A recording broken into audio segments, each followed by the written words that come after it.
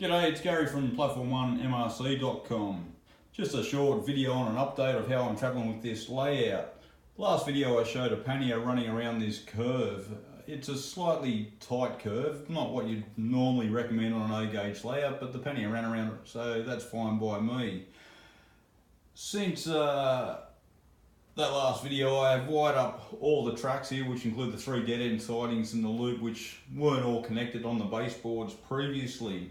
Now the layout itself is built on 3 individual baseboards, so actually 4, which the 4th one's not built, which will come off the end of the curve down there to a small fiddle yard with a sector plate on it. The track plan itself has been designed in a way on any rail, but it had to fit the points within the 3 main boards here. I didn't really like the idea of cutting points in half. They're expensive enough as it is. So far, as you can see, all the track rail sleevers have been painted. All the sleevers were hand painted, where the rails were airbrushed using my water brush, airbrush. Now, not a lot's been happening on the layout recently, more so on the kit building, as I've been waiting for some Southeast Finecast embossed sheet to come along.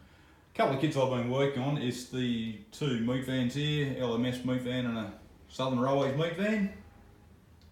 2 cattle vans. Further down here, a couple of just general goods vans and a few open wagons. Just past where the cattle wagons are sitting is where I'll be building a cattle dock, which will be similar to what we have here on this photo here. Now, I can't remember whose kit this is, O-gauge kit, but that's what will be built there. Not that kit though, but a scratch built version.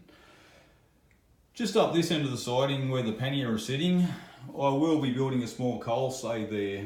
The abattoir down the end there, plus the locals in the village around where the layout's located, do require their coal, keep their boilers running, keep their heaters going through winter time.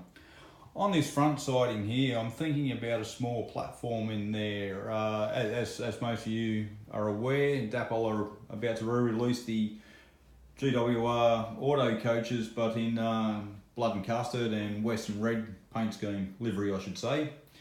Now, the layout itself is slowly progressing. I've still got a fair bit to do, ballasting, scenery work, what have you, but it will be done for the exhibition I'm attending in June at the Rosehill Racecourse, which is brought to you by Epping Model Railway Club, there. So, fair bit to get on with. The trains run, actually they only run on DC, but I will be running these on DCC in the end. No sound, just straight DCC.